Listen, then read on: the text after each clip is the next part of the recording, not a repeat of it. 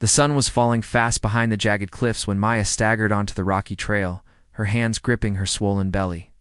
Each step felt like a knife, her breath shallow as she searched for shelter. Her vision blurred from pain, and she dropped to her knees beside a crooked tree, whispering, "Not here. Please, not here." But the contractions didn't listen. A figure on horseback crested the ridgetall, lean and cloaked in leather. His face was painted in silence, his eyes sharp with instinct. He was Apache, and he saw her. Her dress was torn from the brush, her feet bleeding, and the world around her completely silent, except for the storm brewing in her body. But the rider dismounted without a word, knelt beside her, and offered his water. He built her a small lean-to beside the cliffs, taught her how to find roots each night. She jolted awake at the sound of distant footsteps, haunted by memories of fists and locked doors. She didn't tell Tala, but he knew. He never asked, only stood guard with his bow in silent patience, and showed her a way of surviving that felt like more than just survival. It felt like home. "Because I heard your soul cry," he said. "My mother said." That night, they slept in a cave beneath a waterfall. But sleep didn't come easy. When you hear a cry like that, you never ride past. One afternoon, Tala returned from a hunt to find footprints near their camp. Not his, not hers. Maya froze, the color draining from her face. "He found me," she whispered. They were close and angry, searching. Tala saw them first from the ridge and returned to Maya quickly. Tala stood alone in the open trail, waiting. The moon rose slowly, casting eerie shadows. One man stepped forward, her ex, rage in his eyes. "Where's my woman?" he shouted. Maya, hidden, gripped a sharp stone, ready to protect her child if needed. "Tonight," he whispered. "You must be ready." Tala's calm never broke. He fought not just with strength, but with purpose. When it ended, the man lay unconscious, and Tala stood, breathing hard, but victorious. Tala had laid traps, and the wilderness was his ally. "The baby's father was cruel," she said. "He beat me, locked me away, said I'd never be free. I escaped. Then he said something that made her heart stop. 'You are not prey, and your son will not grow in fear. I will fight for you and with you.' But he swore if I ever had his child, he'd find me." Tala saw it first, smoke rising fast. "We move now," he said. They had minutes. With Maya carrying supplies and Tala holding Kai, they ran through the woods as trees lit up behind them. But Tala asked Maya what she truly wanted. She looked at the child in her arms, then at the trail where she had once given birth alone.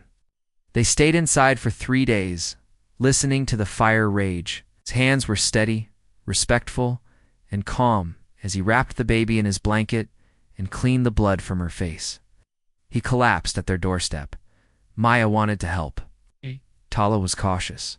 They took him in, healed his wounds, and fed him. But their little home had survived. And Kai, standing on the ashes, said, "We're stronger than fire." No one had ever stayed for her, not even the baby's father. It's what he protected. His silence stretched long. Then he said, "I once refused to fight a war. I chose peace over blood. But some never forgave me." Tala taught him how to ride, how to listen to the wind, how to respect the earth. He lit a fire, placed 2 stones beside each other and said, "Then by fire and wind and love we are one." One night, Maya found him snooping in Tala's belongings. Why, he always watched the horizon. He hid his ghosts, too. Wasn't just a traveler, he was a scout. Maya taught him to read, to laugh, and to love fiercely. With Tala beside her, she felt a new strength rise. She would not be hunted anymore. Maya blinked away tears and whispered, "I don't even know how to thank you." The boy clung to Tala's leg like it was the strongest tree, called him Papa without hesitation, and followed him everywhere. It wasn't a palace. It wasn't a rescue story. It was their story. Tala just smiled gently and touched her son's cheek. In the wild, where strength was love and silence meant loyalty, and Maya was never alone again. Please subscribe to my YouTube channel for more videos, updates, and exclusive content. It takes just a second. Hit that subscribe button and join the community. Thank you for the support. "Raise him strong," he said. "That is thanks enough." And so, under the shadow of a stone ridge, Maya braced herself against agony and gave birth. Maya passed out in his arms, and when she awoke, she was lying beneath a canopy of stars, with the Apache man watching over her and the child.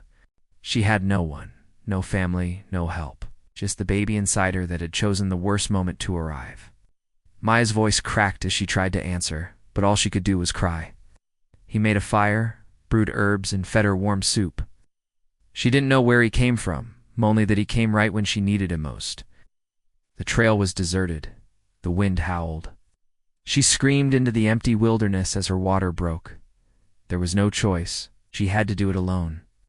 The child's first cries had barely echoed, when the faint sound of hooves broke through the stillness. Maya looked up, shivering and clutching her newborn, unsure whether to fear him or cry for help. He didn't speak, not yet.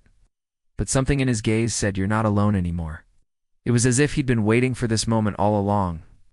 She watched him cradle her child with a gentleness that rivaled anything she'd ever known. When morning came, he finally spoke. "Tala," he said softly, tapping his chest. "I ride far, but I stop here now." Tala didn't ask questions. He didn't seem shocked by the blood or the baby or Maya's tears. As days passed, the trail behind them disappeared.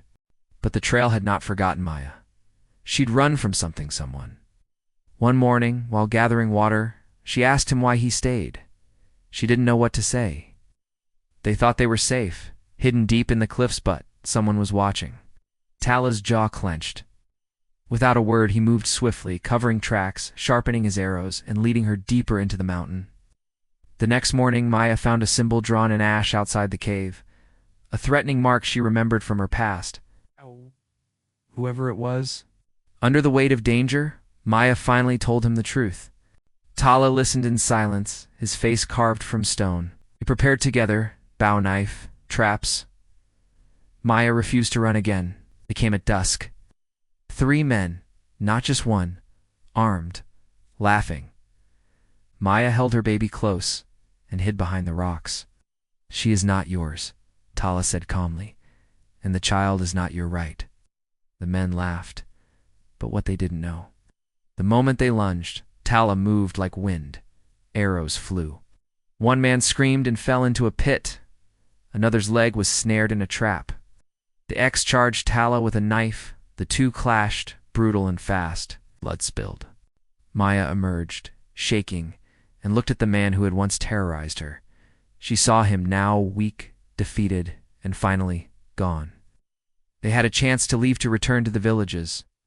"I want to stay," she said, "not in hiding, not in fear, but here.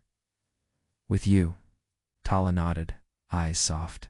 He led her deeper into the valley, where a river flowed. Animals roamed and no one could find them. The baby, whom they named Kai, grew quickly. Though he had no blood from Tala, he had all his spirit. The quiet Apache, once alone on the trail, now walked with a child on his shoulders and a woman whose eyes sparkled whenever he smiled. One dry summer, a fire broke out in the valley. Flames licked their heels, heat scorched their skin. But Tala found a secret cave, carved from stone shelter only he knew. When they emerged, much of the forest was gone.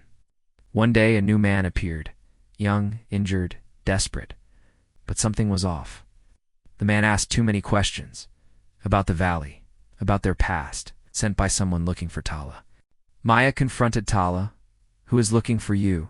she asked. Now she understood why Tala never stayed in one place. Together they sent the scout away, but not before warning him. "If you come again, we won't be so kind." That night, under the stars, Maya said, "I don't need a ceremony. I just need you." Tala smiled. They made their promises without rings, without guests, just with truth. Kai danced around the fire, laughing. The forest, now regrown, whispered its blessing. Years passed. Maya no longer feared the trail. It had once been a place of pain, but now it was where she had found her family. She often told Kai, "You were born on this trail, and your father came riding out of nowhere, but he stayed." Tala never rode away again. He stayed with them forever.